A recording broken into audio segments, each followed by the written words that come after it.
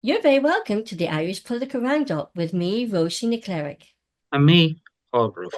And Paul, And we said before a yeah, long time that we know we must get more interviews and conversations about farming. And here we are. We have our very own Patrick O'Neill back with us, and hmm we have introducing Deputy Natasha Newsome Dreenan, who is a Sinn Féin TD, is also a farmer. So Natasha, you're very welcome to the Irish Political Roundup. And Patrick O'Neill, you're very welcome back. Thank you. Thanks, Roisin.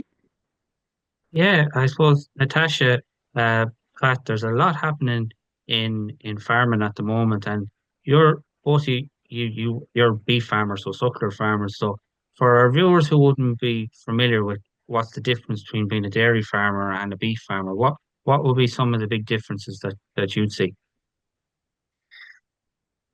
Um, But do you want to go ahead, Natasha? no, on you go, Patrick. Yeah, look, I suppose what you can say is the majority of dairy farmers, probably over 90% of them, would have full-time labor on the farm as in themselves, potentially able to pay themselves a full-time wage out of farming. Whereas in the majority of suckler beef farmers nowadays, most have some form of off-farm income due to the nature of beef farming tending to be, not maybe cash flow more difficult in a lot of cases, whereas you might only sell cattle once, twice, three times a year, depending on your system. Whereas the dairyman will always have a monthly milk check coming in, along with if they decide to Mm. keep their own animals, they might have beef animals going at certain times of the year or selling yearlings or whatever way it may be. And just the way things have gone across the global markets, dairy obviously has had a bit of a boom in the last 10 or so years, 15 years in Ireland and across the globe. And the price has been good and allowed farmers to, I suppose, stay full-time at it, invest in their farms, whereas the beef industry has had numerous challenges.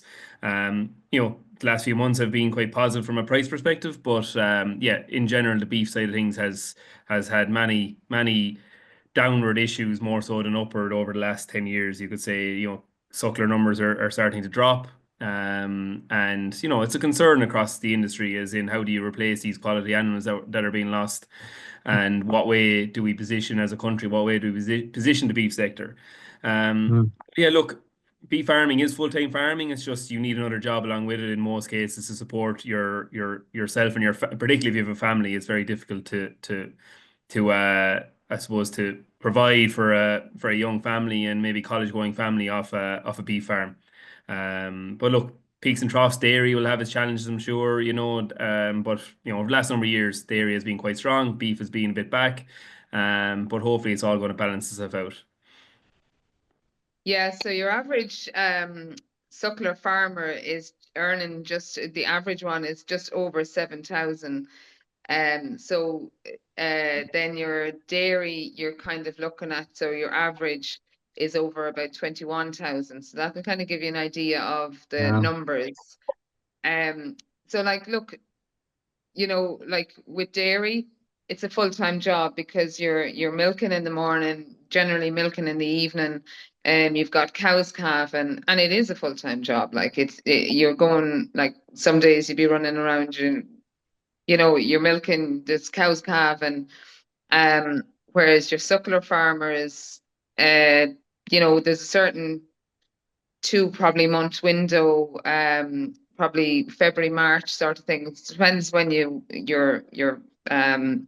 having, but that can be. So you're trying to hold down another job as well, and you're out at 3 o'clock in the morning. What if it's with a section or that sort of thing, or then you have a sick animal. It is difficult to have a full-time job as well as farming full-time, because especially this time of year is that's kind of, your time that you may have sick animals, especially with the changing in the weather. You could have like really warm days, and um, that's where your pneumonia and stuff comes on. And it's difficult. And I suppose a lot of farmers that are doing a full-time job as well, it's not so easy to spot a sick animal as they're getting sick. And sometimes it's late when you're back at night, it's dark. You may overlook an animal and maybe not cop that they're starting to get sick. So then you have the expense, obviously, of a vet.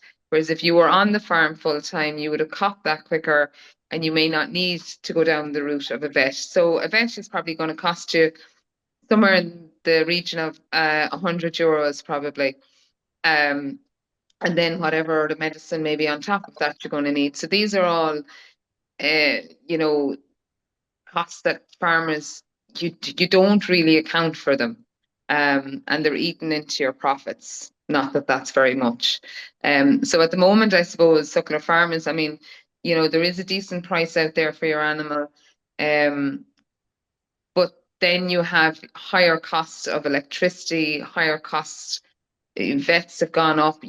Now you're going to have to, what's that, where you need to get your prescription has to come in for worming even, different vaccinations. So these are all extra costs that are being added on. And yeah, like suckler farmers are going out of business daily. And even just my father-in-law, they were trying to buy cattle they had sold and they were trying to replace cattle. It's nearly impossible to buy animals at a decent price. So it's kind of, so they're the finishers. So they're going on from the yearling onwards. So look, it is difficult. It is. There's no point in saying it's not. It's not like. And would you see, definitely say in the last 10 years, there was a big shift towards dairy, with the milk quotas being abolished, and a lot of farmers invested heavily in dairy, and now they've been hit with this nitrates derogation, which is kind of has changed things again. As you said before, Pat, farmers are a stroke of a pen can make such a big difference, and it can you you have to change your whole approach, on the spot pretty much. Yeah, look, basically, like if any young farmer was looking at it and wanted to farm full time in the last 10 or 15 years, there was only one way they were going. If they had ambition to have a family and provide, dairy was the only option. If their farm was any way close to being suitable for it, they all went down that route. Look, considered it myself and decided it wasn't for me. I was happy to work and farm kind of part time on the side with that, and that suits me, and I'm very happy doing that. And I'm just dairy wouldn't be for me. I'm just happy around beef animals and looking at animals that are in that kind of frame and etc. Whereas the dairy animal wouldn't. It just well, yeah, it'd be great to have maybe a regular income, but I just wouldn't maybe take enjoyment in going out and looking at the animals or being out there with them. It just wasn't really for me. But that's the way the industry went, and people made decisions to do that, and fair play to them. And as you mentioned, look, that has come with challenges as well, because milk price volatility can be as volatile as beef, and it's you know again, the derogation is going to have a huge impact on, like, dairy cow numbers and calf numbers are down a lot this year compared to last year. I think it could be close to 50,000 less calf registrations compared to this time last year, which is a huge amount. And that just shows guys now are starting to peel back a bit on with fear of derogation and other things coming down the tracks from an environmental perspective. And look, at the moment, beef prices are fantastic, to be fair, as best I've ever seen them in my lifetime anyway. And the point Natasha has made, though, likes of farmers like her father-in-law, who would always buy a number of cattle every year at store weights, let's say, to buy in to finish themselves, are basically being priced out of market now because the factory feedlots are coming in with big checkbooks and just, they have their contracts to fulfill, and they basically have an open checkbook to buy what they need to buy. And regular beef farmers who would have a system where they would buy cattle at maybe 16 to 24 months of age to maybe keep them for 3 to 6 months to finish, like, you cannot I just don't know how you can justify that price, because if the price changes in the next couple of weeks, you're going to lose easily 10-20,000 on the back of 10-20 cattle. And there was one guy, we unfortunately lost an animal here a couple of weeks ago, and the guy was coming to collect the animal, and he was telling us he was in a yard where a guy had bought a bullock for €2,500 and dropped dead in the yard 2 days later. Like, that's a big risk to be taken on. And normal farmers, I suppose, are being priced out of in that regard, as being pushed now onto the calf price. I would buy a lot of calves every year, so I'm seeing that effect, whereas guys who normally would buy store cattle are buying calves and paying more money for them. And it's kind of a bit of a vicious circle because I find it hard to justify paying more money for a calf that I don't know what way the beef price is going to be in 2 years' time, when you sell them on. So, but basically, I suppose it comes back to the point we've discussed here before. As farmers were always, I think we're maybe receiving 10% of the overall profit of an animal, let's say, whereas the factories and the supermarkets were making up the other 90%. So you can Wow. see now how much of flexibility is actually there in the prices for the factories and others to keep paying more money to keep fulfilling their contracts. Whereas they were all, they're obviously taking a hit at the moment and the farmers are benefiting, but they could easily have been given a bit more over the years for price, clearly, because I don't think beef prices change a whole lot on the shelves. But I think basically what's happened is there's a shortage across the globe. There's blue tongue outbreak in the UK. The American beef numbers are down. There's a global downturn in beef, and that's why we're seeing a bit of a benefit, because a lot of countries in Europe have a blue tongue outbreak and can't export. So, Okay. there's guys coming from all over the country to Kilkenny Mart that never came before.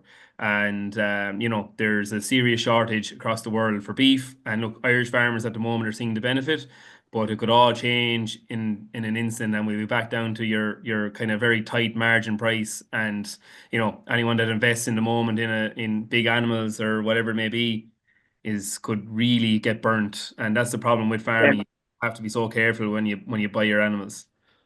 Absolutely. And Irish beef is one of the best Best quality quality. Yeah. product, and Yeah. it's a lot of times grass fed, very sustainable.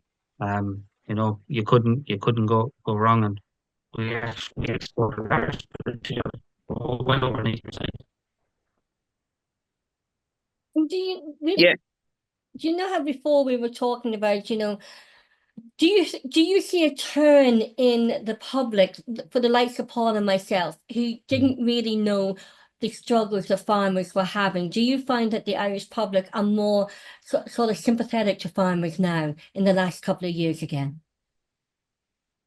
Not really. No. Well, even I suppose, look, you have stuff like, we'll say like the Acres scheme, that Yeah. farmers have gone into in good faith. And then you have some IT issue where you have in Carlow, Kilkenny, you have 450 farmers haven't got their money, some of them back from 2023. And it's very hard when you've, put your heart and soul into it, and you have to, prep your farm for stuff like that. And, you're putting your heart and your money into it in good faith, and then you're not getting the rewards from it. And, I just don't think that the government are they're very slow about sorting out payments for farmers. And look, without these kind of schemes, it's very hard to stay going. We need schemes to stay going. But there's lots of things that can be done to make it easier for farmers. We'll say, like, look, if we don't meet our environmental, if we don't get to the targets there, we're going to be fined, right? Well, why not put that money in now? Like, a great help for farmers would be to go and do the solar systems. There's plenty of roof space. Do the solar system. Let the government, if they don't meet their targets, they're going to end up costing money. They're going to end up paying money and having no returns for it. So why not just invest some of that money now? Put solar systems, give them to farmers, let the government keep 50% of it, and say in whatever, a couple of years' time, then hand it over to the farmers. That's given them, like, it'll cut their costs of their electricity. The government will win on it. It's just it's a token. Like, we'll see, like, with COVID, it was the beef, the farmers that kept people fed, kept meat on the shelves. During the snow recently, it was farmers that came out and cleared the roads, so the rest of us could go to work while they got peanuts. So, like, it's about time that the government just stood up now and got their finger out, get those acres payments out, and just knock their heads together and come up with something proper. Go and speak to farmers, go and see what would make their life better. And you know, it was all, I suppose, with the Greens got a great big stick on it because it was them pointing the fingers at farmers. And farmers are willing to do stuff, but God, they don't have the money to put out. You know, there's no point in giving you a grant when you can't come up with the rest of the money to match the grant. So come up with other schemes that will work, like the solar panels, where the government alone retain 50% of the solar panel energy for a couple of years. And they're meeting their targets as well. It's all helping. But yeah, they do need to knock their heads together and come up with something, speak to the farmers, see what will work and plan properly.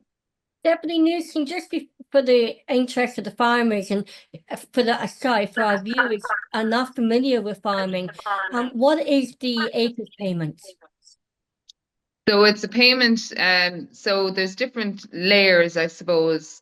You know, it's like rewilding. It's just kind of more not organic, but it's to, you'd say that, like, to get more biodiversity in. It just, there's a couple of different layers to it. But yeah, it's kind of, some of it would be rewilding your land and that kind of thing. But you know, like my husband looked at it and he goes, "No, not for me," like, you know. So there was a lot to it, like, you know, and the farmers that went into it, like, if you have 450, I actually don't know what the total number that are not paid in Ireland, but that's just Carlow, Kilkenny. Yeah. So there was what was there for it was 260 million that was put into this scheme. But there's a lot of that is not paid out. Yeah, just on acres. Now look, I have been paid on the acres scheme, thankfully, but the first year we were paid, some of it was taken back, and then, you know, it's been all over the place since day one. And acres, it basically is an environmental scheme. Years and years ago, there was a scheme called REPS that was extremely successful across the whole farming industry, and farmers, first-time farmers, really were suppose helped with investment into environmental issues on their farm, and it was hugely successful. Farmers still talk about it to this day as being one of the best schemes they were ever involved in. And that followed on then with a couple of kind of poorish environmental schemes, probably during the recession times where there wasn't a whole lot of money going around, and they were basically a bit pointless. And the acres was kind of the next big thing to really follow on from REPS. And basically you picked a couple of, there was a number of different items across many different pillars and headings, and basically most farmers have done similar. Probably I plant 1,000 meter hedgerow, plant a number of trees, and I think set 20 acres aside for basically no chemical fertilizer or any kind of stuff like that. So you're basically creating a buffer zone between myself and the river. I think they call it a riparian zone, or low input, something like along those lines. So they were the things we picked here. I think most farmers would have picked something similar. But like the investment in all that stuff now has probably come to well over 10,000 euro, because you'd fence off all this stuff there as well when you do it, and it all has to become separate. What you can't be affected. And oh, sorry, coppicing was another thing where we coppice a number. Basically, cut down a number of hedges to nothing and replant and let them grow back. Look, in principle, all great schemes and all great things to do on your farm, and no issue doing them. But when you're like, lucky, we were paid, but like there's so many other guys that haven't got their money as of yet, and it's really, really frustrating and ridiculous, to be honest. And my own experience with these schemes is no issue in the acres, but an issue in the SCEP scheme, as we call it, the Suckler Carbon Efficiency Program. Whereas I noticed, I was looking through our payments on our online system, and we were paid that the last 2 years in December. And I was looking at it going, that hasn't come in yet. So I rang the department anyway, and long and behold, there was some form of ridiculous issue that wasn't really an issue, but you know, until I rang, it was never going to get resolved. So that's, I think, due to be paid now at the end of March or something, they told me, which, look, great, but you know, it should never, like, they've never been spotted only for I looked for it. And the whole thing, the acre scheme, and farmers called this out at the time. They were crying out for an environmental scheme, but with anything that comes from Europe or any of the money that is supplied, the red tape and everything that is around it is absolutely ridiculous. The department and with the best will in the world, no matter what, they had no chance of running the scheme properly with the computer systems and everything that they have. They completely overburdened the whole schemes with red tape. Natasha mentioned solar, fantastic idea. All farmers have shed space. It would make complete sense to go out there and cover shed space in solar panels. I looked at it not so long ago myself, and your man came out and told me, no, you wouldn't get the grant here because the galvanized on the shed is too old. Now, the galvanized on that shed is probably 10 times better than any of the modern galvanized because of the way things are built nowadays. And like little things like crazy stuff that basically, discredit you or disqualify you for funding when it's absolutely zero sense to that at all. The shed will hold the solar panels, there's no issue. Bar some kind of mad idea when they were writing out the rules of the scheme that the galvanized had to be from 2020 forward or something like that. Uh, there's so many things there environmentally that farmers could do without having to do a whole lot. And if we thought about outside the box a little bit or made life a bit easier on everyone. But like I feel sorry for the department officials to a certain extent because they just they can't keep up with the work. And because of the red tape around every scheme that's going, and everything now is turning into a scheme. And beef farmers running the schemes more so than the dairymen because the beef men the schemes come at certain times of the year and it's a bit of cash flow when you might need to pay a couple of bills and that's why beef farmers generally tend to go that route quicker to dairymen. And as Natasha said, her husband looked at it and said, no, that's not for him. And to be honest, on all the work I've had to do and kind of all the issues that have come around it, I'm kind of half sorry I did myself. Um, Um, and Pat, did you have to like do the work first and then No, submit no, you were your still paid. We were paid. You're paid in. You were getting a yearly payment for 5 years, basically. So the okay. payment started, I think, in the middle of 2023. And look, we've had no delays in our payments, like I said, but we were paid, and then there was some taken back in the first year for some reason. I think they overpaid certain people as well. Mm. But there was a lot of work involved in it, like planting all those hedges. It's not easy work. And on reflection, when I looked back on it, I kind of said, I actually think you kind of rush into it and kind of get the application in and think this is the right place to put these things. And then on reflection, I was like, actually, no, I think I want to maybe paddock off these fields and think a hedge would be lovely going here. And I got onto our advisor and said, look, and I still want to plant the same amount of hedgerow, but can I move? Because where I was putting it, I think it was a bit pointless and not really any use. And I thought, in the long run, this would be a better place. But no, once it's in, you can't change like it really shouldn't matter as long as you're planting the same amount of hedgerow, in my eyes. Exactly. So I'm kind of looking at a hedge there that's kind of a hedge for nothing, really. Look, should have been maybe thinking at the time, but as I kind of looked at my farm overall, as I kind of got more in control and taking over the place here, I kind of changed my mind. But there isn't really scope for you to play around with what you've applied for, unfortunately.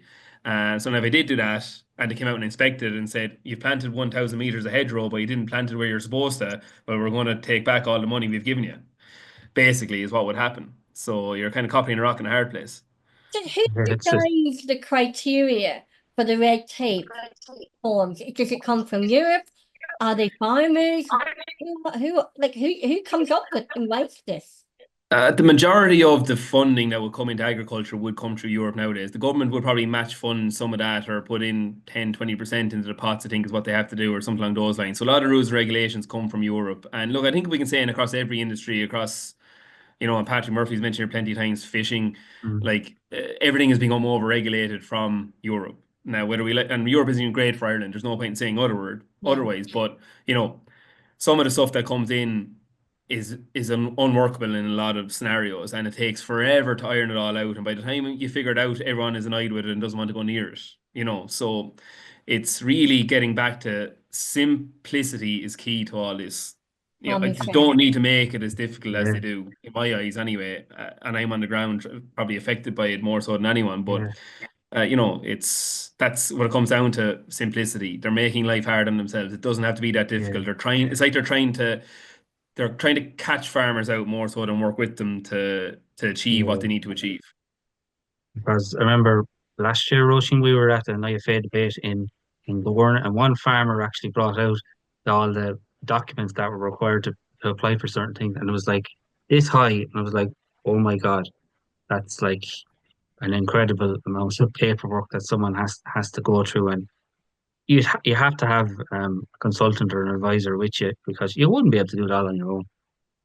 And since we've been doing these programs, I really, myself, I've have a more, let's say, a respect and appreciation for farmers, and it's like, where would you get our food, the price, the struggles the farmers are going behind doors and closed doors, and it's not being reported enough in the media. Yeah, and I suppose you have the other side, you have the Mercanser stuff, like, Yeah, like there's a load of pesticides and stuff that they're not regulated like we are. Um, and like it would be a shame, like we have the highest quality beef, and for beef like that, like it's not regulated like we are. Like that's it's definitely going to pose an issue for us if that happens.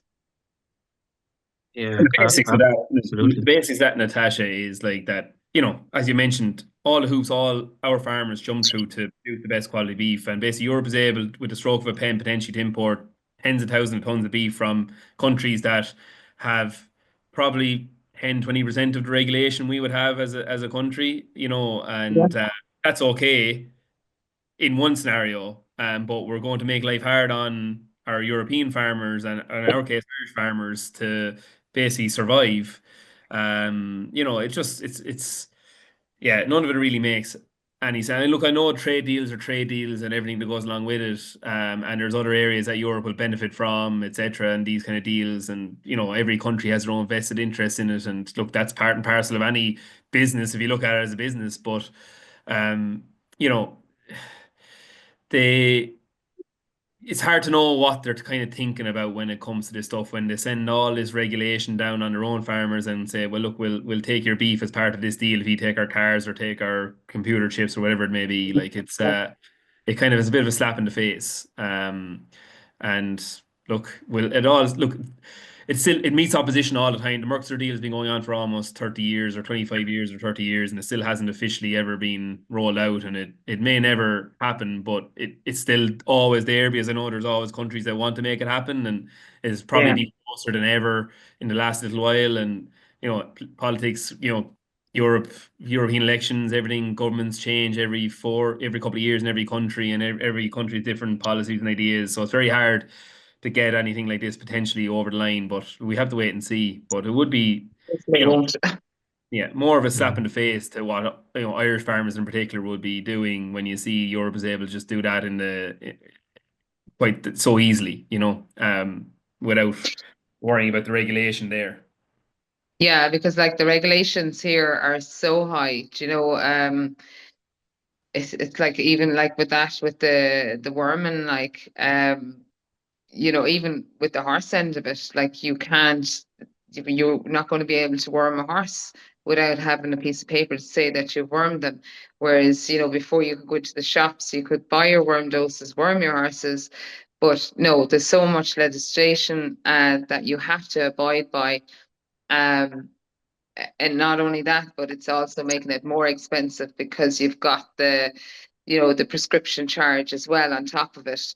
And like, our animals are so well looked after. Their health is like probably one of the best, I'd imagine.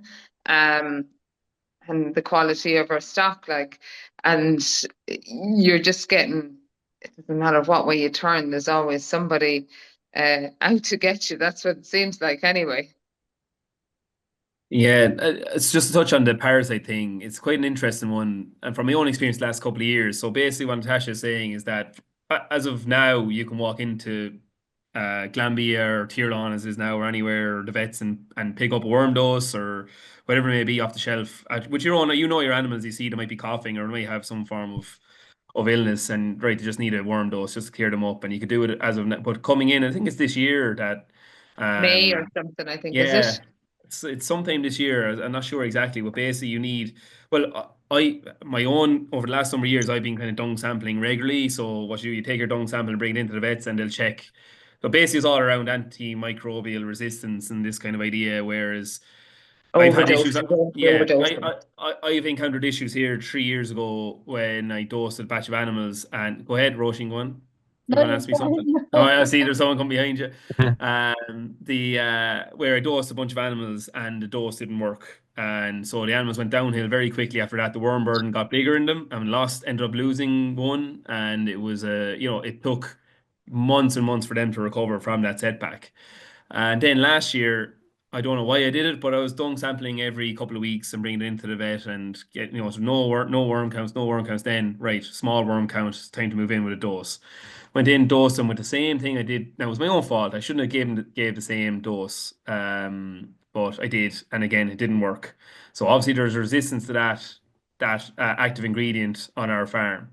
So those animals again had a terrible setback. Worm burden got higher, ended up losing one again.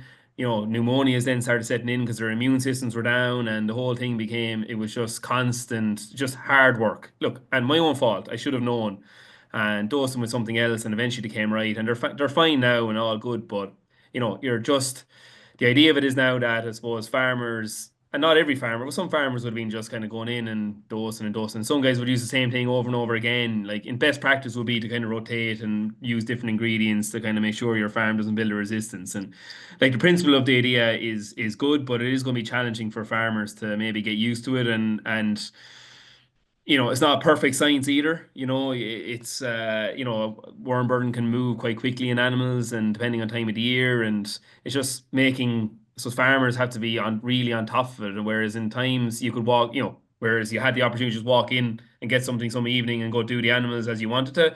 Now you're going to have to probably get an idea. I need to dung sample on a regular basis, and it is going to add more work. While I think the principal idea is good, but it is going to add more work for farmers. And yeah, and look, farmers in the end who do know their animals and they do know illnesses when it comes to it. And but I'm hoping vets are going to have a bit of a common sense approach to it as well, and I think they will. From speaking to my own vet, I think it's not maybe going to be as scary as we think. But it all has to play out, and we'll see what happens. But the vets are not going to want any difficulty either. At the end of the day, but yeah, it's a European thing, I think, as well, Natasha. I think comes from the whole antimicrobial stuff that's probably led from the Europe as well. It is an issue in humans and animals. At the end of the day, we eat them, we do whatever, we're part of that food chain. So we have to try, and for the human race, we have to try and do our best in that side as well. But there's no Yeah, doubt it's going to cause challenges. I suppose like for the ordinary person who's not farming, it's like you overuse of, say, paracetamol. You use it too much one day, it won't work. So that's the same idea. So if you continue to go in with the same worm dose over and over, your animal will build up that resistance. So like even, especially with horses, because there was always such a brand of worm doses out there. You would do one, and then the next one would be a different one, and so on and so on. And that you just keep rotating over maybe 3 different worm doses. Whereas I suppose farmers, they may just, because it was, you'd buy the big dose, like whereas a horse would be just like one single dose. And it was cheaper, obviously, to buy the drum of worm dose and stuff. But yeah, it will, I suppose, farmers, especially the older farmers, are coming across all these things, and it's quite difficult. Even down to registering your calves. When that came in first, like I know some of the older farmers, they're like, oh, they're still sticking with the paperwork, the paper version of it. Whereas I know I do all the calves for John at home, and even he sometimes hasn't got his head around it. So look, I think when new things come in, I think it's more to explain to farmers, have that, don't just land stuff on their door. It's like to give them the understanding, to explain it. If there's a course that needs to be done, let the course be done. So every little change that's made, if there's backup work with it, I just think it'll all work more smoothly. But I just think that's kind of like an afterthought a lot of the times with them. And would the likes of Chagas, Natasha, have a role in education things like that. Oh, And they of do. course, we have the Oh, they IFA as do. well. Ah, yeah, they would. Yeah, no, there would be. Um, Sometimes maybe not enough, like, and there's so much that I suppose education that needs to go into farming. I was at Women Step Into Farmers there. Oh, I right. went up to a thing up in Dublin. So that was touched on as well, obviously, like safety in farming, and the need more for women. I just think it needs more across the board. Doesn't matter if it's men or women or whatever it is. That's a massive issue, like with safety. And these are things that are common sense that should be rolled out, more education towards that. Um, yeah, no, it was great to see actually that, last week that the amount of women that are now getting involved in it, in farming and want to take over after their fathers or, another family member. Yeah, it's great, because, yeah, I know there's a lot of maybe more challenges for women in farming, but there's a lot more machinery now to do a lot of the heavier lifting than before, I suppose. It's just the one issue around that is the cost of the machinery. That you know, the average small farmer starting out couldn't afford all that machinery, so you put your back into it and you do the hard work instead. And also then around the issue of getting loans, the probably most of we'll just say the credit union, they would probably say to just put that in for a car loan or a home improvement loan. You'd get it quicker than getting a loan from the farm. Um, you know, so yeah, there's a lot of Has farming become a bit like nurses on the ward? Nurses used to be looking at after patients, and now they're doing more paperwork than actually on the ward. Is that happening with farming? look, Yeah. I think there Yeah. needs to be the paperwork though. You need to have traceability. Like, Yeah. I do think that we are doing it the right way. I think just a little bit more education, especially for the older generation who are not computer literate. But yeah, I do look, Brophy, and I would like to know where my food is coming from. And I would like it to be traceable. Yeah, for sure. Because I would definitely like, as a consumer, especially after doing these programs with the two Patricks, and Patrick Murphy has just joined us, I'd like to know now that I'm actually buying Irish beef and Irish vegetables that are farmed on Irish farms and supporting Irish farmers.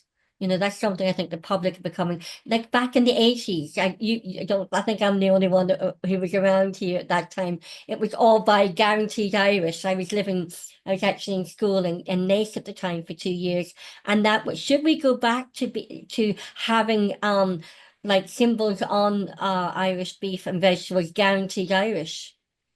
It's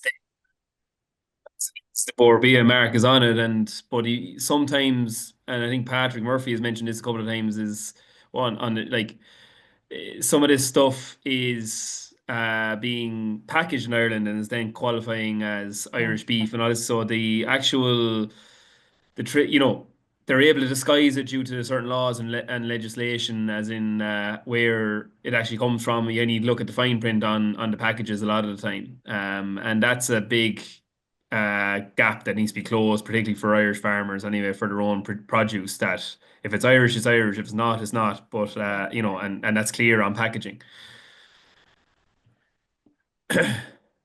Patrick Murphy, you're very welcome. You were in the meeting, you came out of the meeting. So Patrick, we were just talking about farming. Can you give us an update on the fisheries? Yeah, well, the fisheries is that we have the richest waters in Europe, and 85% of the fish that are caught by other countries. We're left with 15% or less. So that's where the fishing is. But it's a warning shot about what's happening with other food production in our country. Like, we seem to be consolidating the people that are at it, thinking that that's going to be the cure, and it's not.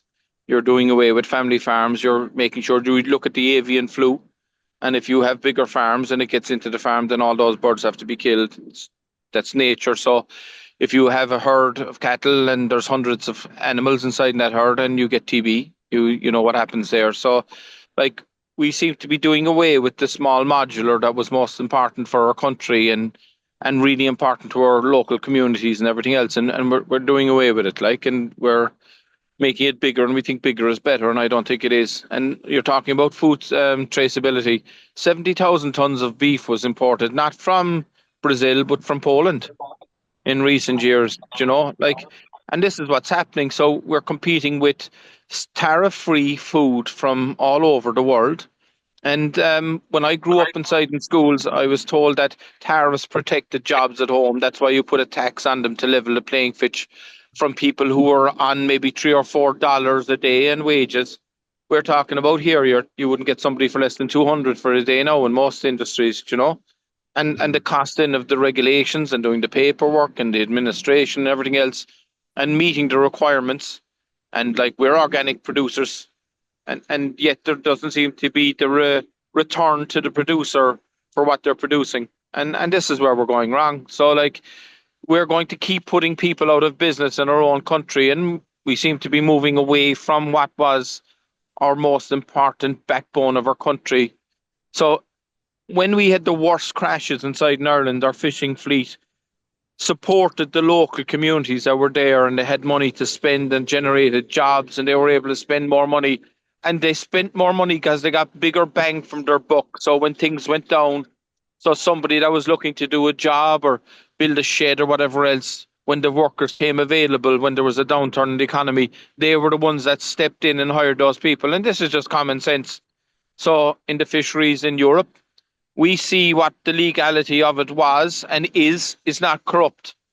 So just to explain to the people on the call that may understand what I'm saying, Fisheries was built on a pillar of relative stability with three key pillars of that. One was the sustainability of the coastal communities, the sustainability of the fish stocks themselves, and three was the oceans. Well, I was at a meeting today in the Northwestern Advisory Councils where it was given from ISIS, the international body for giving advice on all things marine.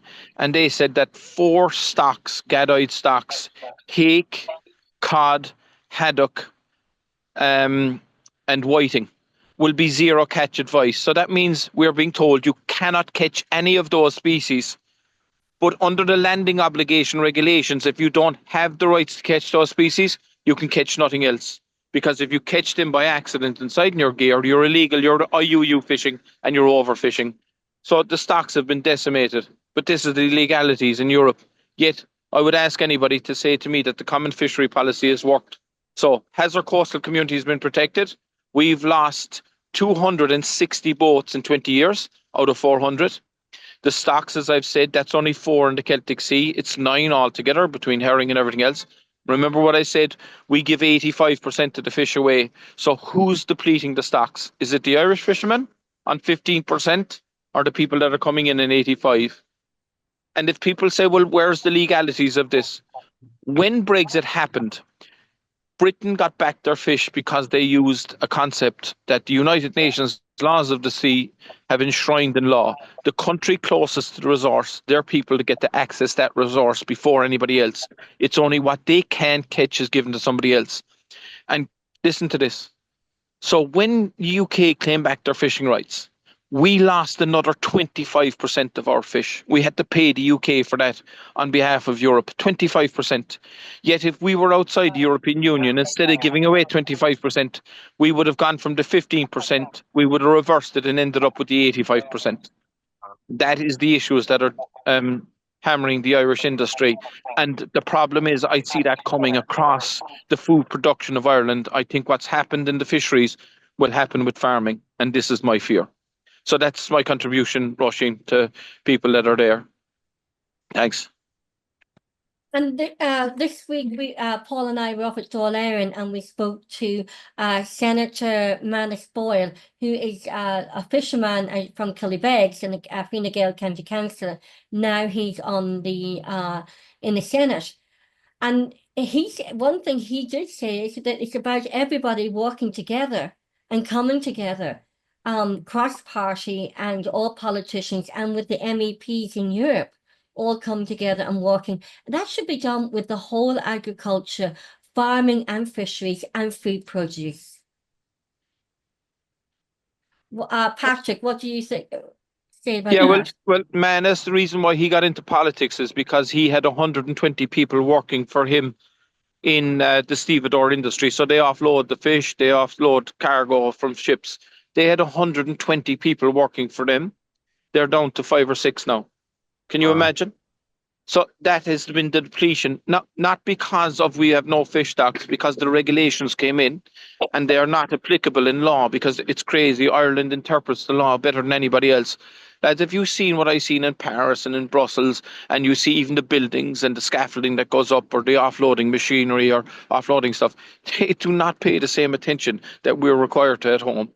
You know, and we're just want to be the best boys in class, but the best boys in class is putting us out of business in our industries. Okay, it benefits us in others, and we have the pharmaceutical industries, but at the moment we are again putting ourselves in all our eggs in the wrong basket. Is my view.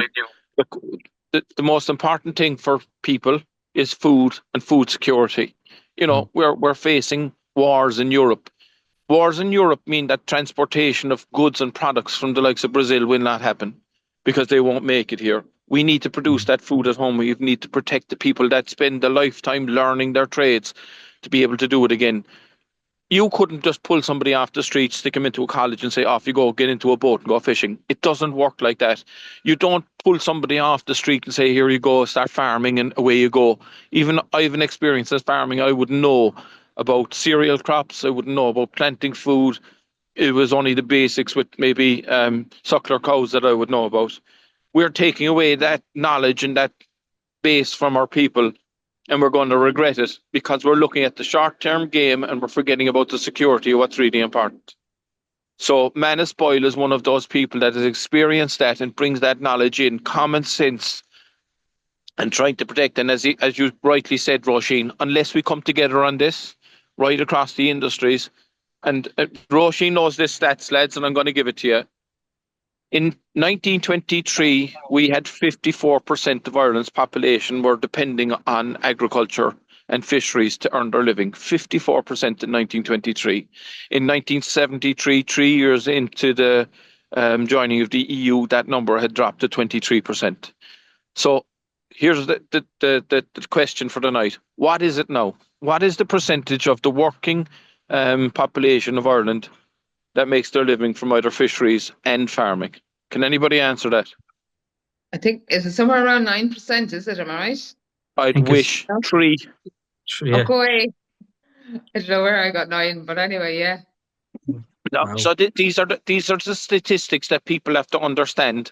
And then, so like when you look at the fruit and veg that are coming into the country, right? What do we grow and produce in Ireland? Out of the 100%, what do we produce? 99%, and we export. No, the other 1%. 1% and we export. 1%. 90% of the products that we eat, and we, between flour and everything else, all the cereals, 1% we produce at home. Wow. Like we had a minister that was subsidizing people to grow fodder crops when the fuel crisis and everything else materialized. This is the reality. Like, but it's not about subsidizing the people that are there. You need people to grow it. We are going on policies of green policies that are telling people it's better to leave the land idle and let it grow with firs to sequester carbon, to re-wet our lands, than it is to produce food. How mad is that? So I'm going to explain to you, lads, what I grew up with when I was in school, and maybe you'll remember the same yourselves. We were told about the Midlands, and the minute that the bogs would be stripped of the turf and everything else, don't worry about it. We'll have the infrastructure to put up the greenhouses, right? We'll have the rich, fertile grounds that'll grow all our vegetables and everything else that we need and put up the greenhouses. We pulled up the railway tracks and we flooded the place. Does that make sense? Well, we go back to common sense. We're an island. We are a small island. We're an agriculture island, and we have the richest fishing seas and waters in the world, practically. And we've the best land in the world, with the best beef, with the best vegetables. Why are we as a nation, and we've got 3% of the food producers now compared to 1923? How can we as a nation start working together, cross-party, and putting aside political parties' views and everything, but work together in unity, as Senator Manis-Ball said. How can we do that? Common sense, Roisin. I'm going to leave you, lads, because I have to get back to this group meeting because of the French and colleagues, and this is where we negotiate. So just to give you an example, we have so little fish and they have so much. We have trade deals within Europe with the other producers organisation. And one of the trade deals that I've negotiated, and hopefully it'll be passed, is we give them 2 million worth of our fish, and of that 500,000 we don't catch. And in return, we get 5.8 million worth of fish back from them. So they have so much fish. They're able to give us that benefit to us because it's a bird in the hand for them. They're able to use the fish that we give them, but we use all the fish that they give us, and they have so much of it. That's what has to be addressed, Roisin. We have to look for equality in Europe. We have to look as a small nation on the periphery that's cut off by land, sea and water as an outermost region. We have to use the legalities of what are there and educate ourselves to bring the fight to Europe and say, listen, this is us. If we join the European Union now as a virgin country, they'd be all over us. They'd be pumping money into the country to bring us up. But they think just because, property markets and everything else is through the roof and a kid can't buy a house and they're going to Australia, that we're a wealthy country. That is not the case anymore. When your next generation cannot afford to put a home in their own country and feel the necessity because of economic reasons to leave the country, we need to correct that. And we can do it. We have people that are so skilled, they're sought all over the world. We just have to play to our strengths, as I said, before they're gone. But we're at a crossroads, and I hope the people that have the power to do this will start to listen. Roisin, I really do apologise. I didn't join the conversation earlier. No I have problem. two more these meetings of this in Europe, and I better get back to them. So listen, thanks so much for inviting me. Thank you. Sorry, lads, for just jumping in and shouting and giving my viewpoints, but I hope they'll be of a help. And anytime, Roisin, reach out to me again. Hopefully I won't be up the walls like I am now. So thanks very much, lads. Thank you And Thanks, so good much. night. Patrick. You're Take there care. for Good night. Bye. Bye, Irish bye. Fisheries, and that's what we appreciate, Patrick Murphy. Bye, Roisin. Bye. Bye. Bye, everyone. Bye-bye. Bye, Paul. Bye. Bye-bye. See ya. Bye-bye. Patrick, I'll come to you first. Patrick O'Neill, how do we all come together? Well, the political parties and the people in all coming together, not just politicians, but the people of Ireland and the consumers all come together. Word Patrick mentioned there, common sense is and it's starting to creep back into politics all over the world a little bit. People are kind of starting to realize, a lot of, I suppose, countries went fairly kind of left-leaning, kind of more liberal kind of views, kind of more towards kind of the woke terminology, let's say, was kind of where a lot of the world kind of started to lean towards. But the problem is the backlash and that now you're seeing across the world is maybe more right-leaning, far right-leaning kind of parties starting to become more popular. You look at Trump in America. He spoke common sense a little bit in his kind of he said some basic things, that make sense to a lot of people. Whether he's going to act on them or he believes them, probably not. I don't see a whole lot of what he said, what he was going to do. I think he's gone completely the other side of what he was actually talking about. But I think people nowadays kind of starting to sit back and go, are all these things kind of the right? If you look, Ireland, as Patrick's mentioned, it's a small island nation with fantastic resources and fantastic people and everything that goes along with it. And we are really good at agriculture and fishing and everything that goes along with that side of it. And at the end of the day, the world has to be fed. And, Yeah.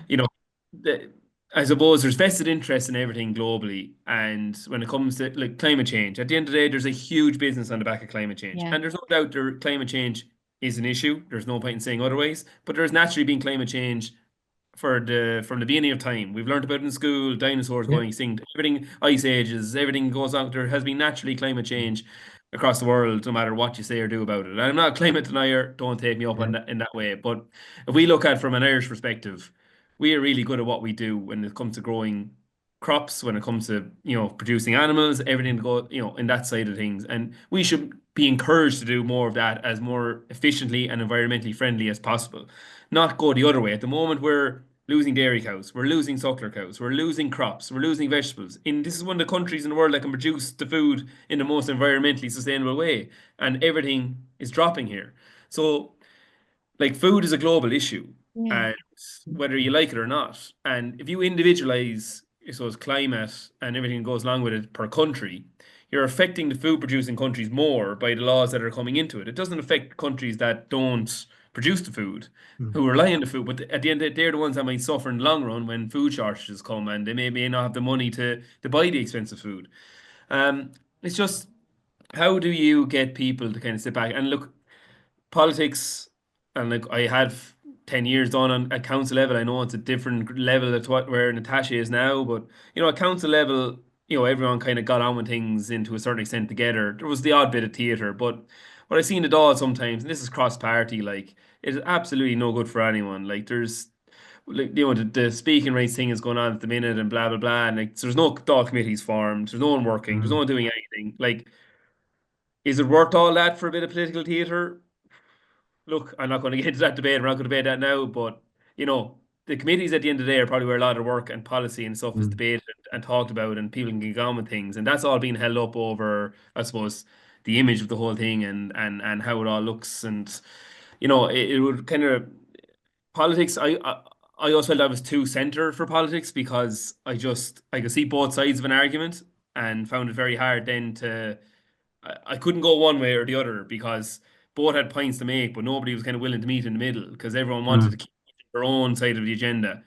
And farmers are very like that in general. They're very central in how they view things, and they know how to expect. They know there's going to be peaks and troughs in their industry. At the end of the day, it's supply and demand, and they get on with it better than anyone. And farmers just want people to talk sense. And a lot of stuff that's coming in farming doesn't make any sense to farmers on the ground. And the more they say it, the more they seem to not be listened to. And that has been, government, has been Europe, it has been everything along with it. And I don't know where we go with it. And you mentioned earlier education of young people and everything around farming. Like, nobody has a clue where their food comes from. And I think I mentioned it on this show before. It's on at the moment at BBC again. It's this Farming Life, I think it's called, and it's absolutely fantastic show to watch about farming in the UK. And I think there was one of those farms brought the kids from the local creche into the farm for the day to show them animals and how food is produced. And it was a great idea, I thought, and it's something maybe we could look at. But again, the farms are dangerous places, and you don't have kids coming around the place too much either. But I don't know. There's things we need to do to try and get people to think outside the box a bit. And it's yeah, I don't really know what to say. Like, farmers will keep putting their shoulder to the wheel and will keep at it, and farmers just want to hear people talk sense on their side. They know there's challenges, they know they have to do bits and pieces to keep up with environmental regulation, and there's no issue. Farmers have no issue doing that, but some of the stuff that comes in is absolutely off the wall crazy stuff, and and farmers look and go, this is madness. And they kind of, some beef farmers are backed into a corner because they can have to do it to make the money, and even though they don't really want to. And it's a challenge. Sorry, I'm talking a bit of waffle there, but No, you make a lot of common sense there. And Because Natasha, what?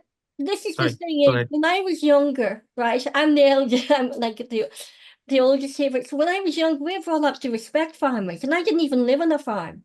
And then, when we moved to Africa and we moved to Saudi Arabia, and all the Irish was all there in the Middle East helping the Arab farmers and everything else. So Irish farmers have been respected throughout the world, throughout history. But my point is, as well, farmers want common sense. Now I think people like me, consumers, we want common sense, and we just want to buy Irish, and we want to support our local farmers, because we see and we understand, and with the common sense is, we need to support our farmers, otherwise it affects our food resources. And Natasha, you made a very interesting point when we met you up in Dáil on Wednesday about how much is it the economy, what was it you said about the economy, how much the Irish farmers give back? No, I don't think that was me. I think it was Sorry. it for every euro it Yes, was that's it. €4 Yeah. or €3 or something like that. Yeah. No, I think it was actually Paul was saying it. Yeah. But Look, I think with the last government, the farmers really got their backs up. So you don't just point the finger, you bring solutions. And I think a lot of the issues was there was no solutions coming up. It was always just, you do this, you do that, you do the other. Not like, kind of like, we can do this, we can offer you X amount of money to put up the solar panels, which I think are an absolute no-brainer. This that needs to be done. So it's not like it was basically all problems and issues were brought forward. There was no solutions or not enough of them. But let's not forget, not only are Ireland producing the best animals, some of the best food, we are producing probably, I would say, nearly some of the hardest workers, not just through farming, but through labourers, through block layers. In the horse industry, we are known worldwide for having some of the best horsemanship, and how, a way to kind of just to prove how good our land is, we produce some of the best racehorses, in the world, because our grass is so strong, our ground is so good. It's, a lot of our animals, they produce, less injury because of our soil. So and then we see, I suppose, a lot of our workers are gone abroad. But, farmers work really hard. But Natasha, how would you then see what message would you give to ordinary consumers like me and Paul about working, being very conscious that, and talking to our politicians and our supermarkets that we want to buy Irish. We want to buy Irish produce of meat, fish and vegetables and any fruit that we grow, like apples and stuff. And it's not, we have the packaging saying it's all produced in Ireland, but really it's fake packaging. As Patrick said, we have to look at the fine print. So how do we come together as a nation, the consumers and the people and the farmers and the politicians, to actually bring back that we are eating our own produce as well as export? And I appreciate we still have to export, but we need to, charity begins at home, and we have to look after our health. If we're importing cheap meat or cheap vegetables and a lot of chemicals on them, well, that's affecting our health as well. Yeah, look, so I suppose a lot of the money is coming from Europe, and it's our MEPs that are out there that need to bring the message out that that we need to be looked after, I suppose. But yeah, it's like cross-party everybody needs to get together, to bring that message. But I think politics is changing a lot more. We'll just say, even with me, with care background, for the last 18 years. So you are getting, different ranges of people in the Dáil with different backgrounds. And I think it's more, people that have that farming background that can be that voice, and, shout loudest, I suppose. But it's for people to understand that, our beef is best. And, But we know farmers, that as a nation, we know that. But how do we get? Well, I suppose not everybody knows it. And then I suppose we have the other issues where, it's so expensive to live in Ireland, to eat. People are trying to pay their mortgages. They're eating cheapest. Because it's a case of, do I feed my family something, or do I buy something dearer because I know it's better quality? So sometimes you've got a bit of that, and there's a lot of people that are, they are struggling. Yeah. So it's not like we can increase the cost of beef, but farmers are not getting what they should be getting for their beef. Yeah. So yeah, look, there's a lot of work needs to be done on our Roisin, to make so that farmers will survive and no more farmers will go out of business. Right. That point, I think Irish people understand the quality of the produce we produce. I don't think they undermine that. I think like there can be a little bit of a divide around rural, urban living, and everyone thinking that every farmer is a millionaire and Yeah. this, that, and the other, which Yeah, is yeah. the case. Like on paper, land is valuable, but it's farmed and it's the money you make in farming is a lot less than it's not, and you see that in the UK now with the inheritance tax changes, what damage that potentially can cause to farming. But it comes out the farmers in representation. So over the last 10 or so years, farm organizations have divided and fought amongst each other, and new groups have been set up all over the place with different ideas, and some more extreme than others, and that's not good for farmers at the end of the day. And look, the IFA will be the main organization. Definitely did take their eye off the ball. No point saying otherwise. Then when it comes to national representation in politics, no doubt 20, 30 years ago, there was probably 3 times the number of farmers in the Dáil as TDs because it was easier to do it at that time. Whereas farming has become more intense now. It's hard to leave your farm to be a politician than it was maybe 30 years ago. And there's less farmers in the Dáil compared to a number of years ago. So farm voices have been getting diluted amongst their own farm organisations and have been getting more diluted then at national level because more farmers haven't been stepping forward because they've been so busy on their own farms as well as all the paperwork that goes along with it. So farmers, as I mentioned before, are more reliant on legislation more than anyone. And as in anything can change in an instant will affect farmers more than anyone. And farmers go out and vote because they know that. And, in the last, I would have said this on a previous debate we've had here, the last government was formed by Fine Gael, Fianna Fáil and the Green Party. And look, no disrespect to the Green Party, but they just, they just don't get farming and how it works and how it operates. No. And they tend to think it is a big bad guide out there and we're going to have to look at this and do what we have to do. And look, that's their beliefs and their voters' beliefs in some scenario. Farmers are an easy target, I think. And then the other two parties couldn't really say a lot to him because the government would probably fall on the back of it potentially. And it was kind of an uneasy relationship. And you can see it near the end when they were kind of turning on them quite quickly. But at that time, there was a number of independents, there was a number of others who would have strong farming backgrounds, and the numbers were there to form a government, and they were very quick to run away from it the last time.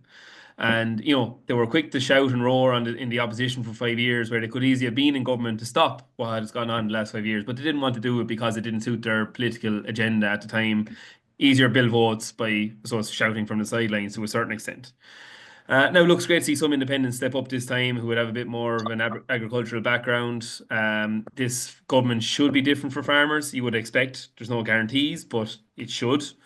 But look, it's proof will be in the pudding. The new government is only there a few months, so we haven't really seen a whole lot as of yet. But at the end of the day, look, if I was a politician in the Dáil, I'd be chomping at the bit to try and get into government because at the end of the day, that's where it's at. That's where decisions are made. And if I was an independent in particular with farming interest, knowing how important it is, I would have been, I wouldn't be scared about making the decision to go into government or support the government if I felt my voice going to be heard on farming interests in particular, if that was my main, I suppose, background and what I maybe ran on. So like it comes down to who we elect as farmers in particular, who we put our faith in. Like I've seen a lot of debates across farm groups and some of the stuff it gets it's not some of the stuff that's spoken about is no good for farmers and never will be. We at the end of the day, politicians have a very tough job across all parties, and making decisions is not easy. And because they're going to suit some and affect others, and that's the nature of any kind of policy. But at the end of the day, farmers need farmers in the right areas, in the right positions to support farmers, and lack of farm representation, particularly at cabinet level, is a huge disadvantage. And that's at the end of the day what's going to work for farmers is having farmers in positions of power that can speak for farmers when difficult decisions are being made and the farm voice is there. And farm organizations need to kind of come back together if any way possible and actually form a solid lobby and everything goes along with it, and stop fighting with each other. At the end of the day, it's not doing anyone any good.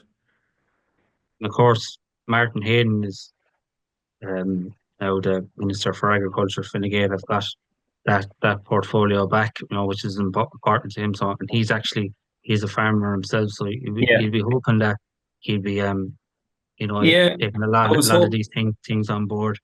Martin, from my own experience and meeting him over the years, I'd have good hope for him. And I think I would hope he was going to get it 5 years ago. But the way that the deal worked out, he got the kind of junior end of it. But look, he's there now, and I've great hope for him. I think he's talking some decent stuff at the minute, so we'll see what plays out. But politics can change in an instant, and decisions can change quite Okay. quickly depending on what global issues arise or anything that goes. So. But yeah, I think he has great potential to be a very, very good Minister for Agriculture, and we'll have to see how it all plays out.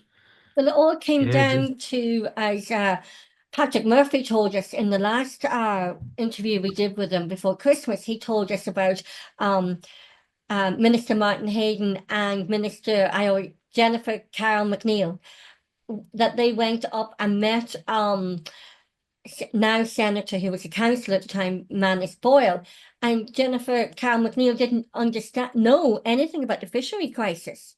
So there's also an issue that we have to get the message to every politician, cross-party, what is happening at grassroots level in our food production on all areas of agriculture, because as we're an island, we're surrounded by sea. We have to be able to sustain and support ourselves. And that's the fair. Like, I would have no idea on certain. Like, I know farming well, and I know other things quite well, but there's other areas I wouldn't have a clue and couldn't speak on. And there's no point in saying otherwise. And everyone has their strengths, and that's why farmers will need more. And I'd always, in fairness to the leaders of the political parties, Micheál Martin, Mary Lou, McDonald, Simon Harris, and those, like, they're briefed on every bit and piece that goes along, and like they know their stuff on every item that goes. And I'd credit to them all. Any leader of any party, like they have to be briefed on every area and on top of things for any debate. And it's incredible to see them all. Like, they generally don't slip up a whole lot, in fairness to them. And whether you're going to side with one side or the other, but they know their stuff for their own kind of policy and where they're at as a party. And it's, that is not easy work. And I know that the work that goes into that, I'm sure, behind the scenes, and their staff, and credit to them all for being able to do it. But yeah, like you said, she had no idea on fishery, and she just not, she's no interest in it at the end of the day.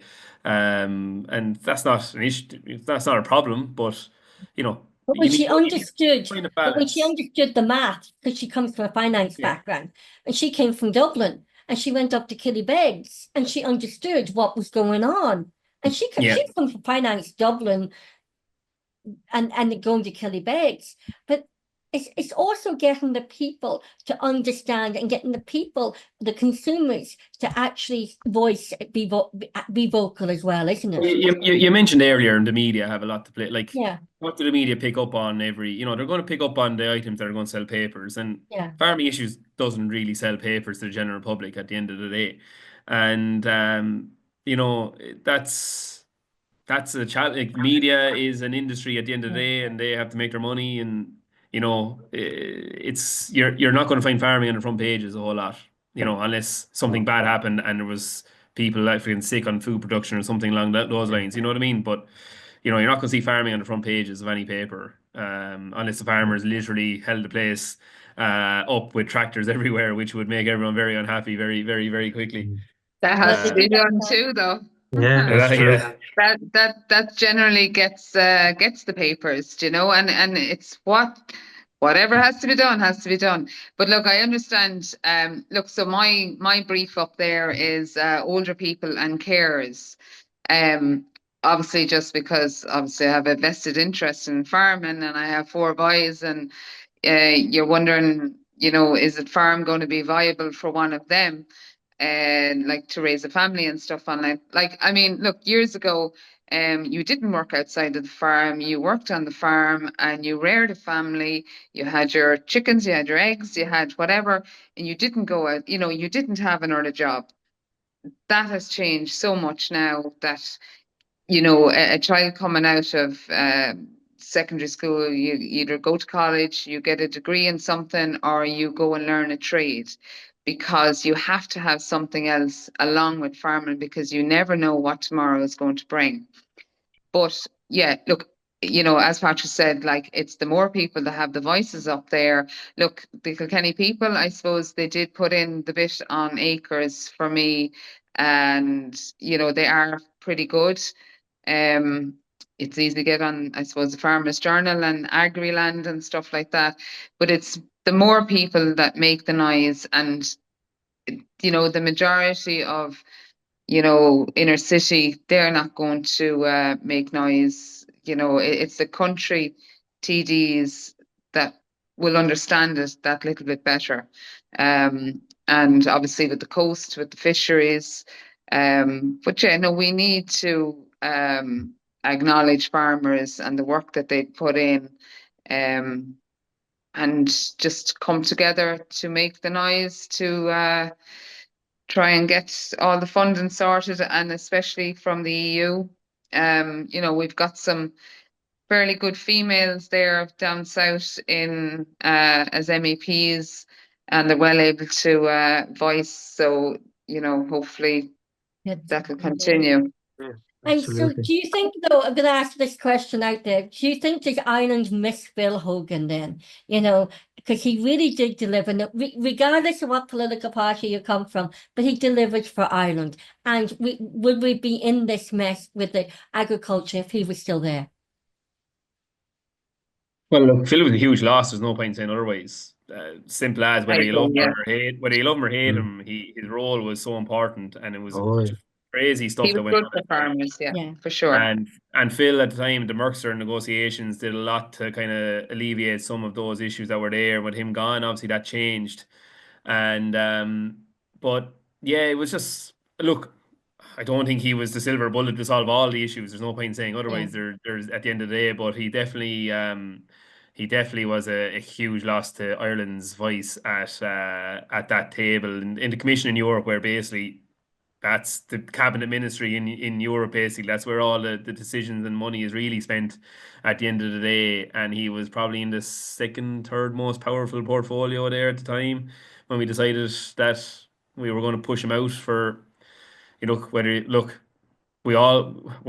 was perfect during COVID at the end of the day, I know a lot of people suffered badly during COVID, and my own family did as well. But I think the punishment didn't match the crime at the end of the day. And we're very quick to and that was very media driven, I suppose, and Leo Varadkar and Micheál Martin at the time were very quick to throw him under the bus, which was disappointing. They should have had more sense to if they had said and supported him, said, look, he was silly, whatever happened, whatever it may be. But if they all had to say, look, mistakes happen and his role is important to Ireland at the time, and we move on, and everything would have been brushed under the carpet probably. But when they didn't do that, it opened up it was like throwing gasoline on the fire, and the whole thing went crazy. But look, Phil thankfully has had a successful career since, and he's doing well. So it's good to see it. And he's been back helping Kilkenny from a GA perspective as well. And he's always been great for Kilkenny. As I mentioned, whether you love him or hate him, he always had the Kilkenny jersey on and did great things for the area. And an Yeah. Ireland jersey as well, regardless of what political affiliation came. He always put Ireland first. Oh, And- 100%. And Natasha, before the last general election there, in 2024, of the 5 TDs, none of the outgoing TDs were farmers. And now in the new Dáil, both yourself and Catherine Callahan come from a farmer background, and before that, you would have had the Aylwards, who would have had a big farmer background. It's important to have a TD in in a rural constituency that has a farmer background. You feel, and you think that experience you have is so important for you now going forward. Well, I suppose of all of them, I'm the only one that was in opposition. So look, I suppose I can make plenty of noise across the table or across the room, and look, I will, like as I said, sure, it's a vested interest in it. But not only that, look, I know that eating Irish beef is best. And yeah, look, so you'll hear me coming up, even though it's not my brief, but I will still speak up for other things other than my brief. Yeah, for sure. Well, certainly here from the Irish Political Roundup, we'll be asking you to come on and talk about farming, because more people are talking about farming and agriculture, the best, even if it's not their brief. It's about having that opinion, getting conversations going, and bipartisan, cross-party. That's what we need now to save our food industry. Yeah, I just think, look, that up in the Dáil, just use the knowledge that you have, and just be vocal on it.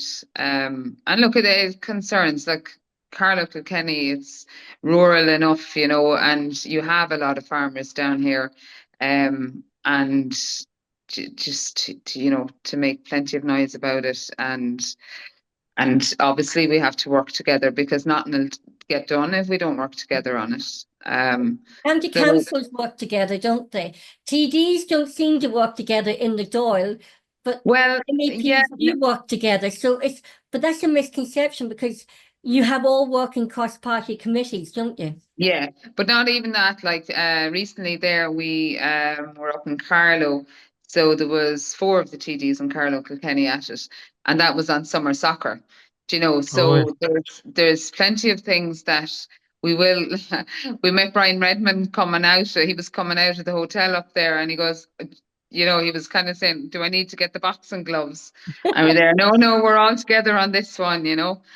So look, I think it's common sense at the end of the day. It's what's good for your area, and I think we'd all be. I don't think any of the other 4 TDs would disagree.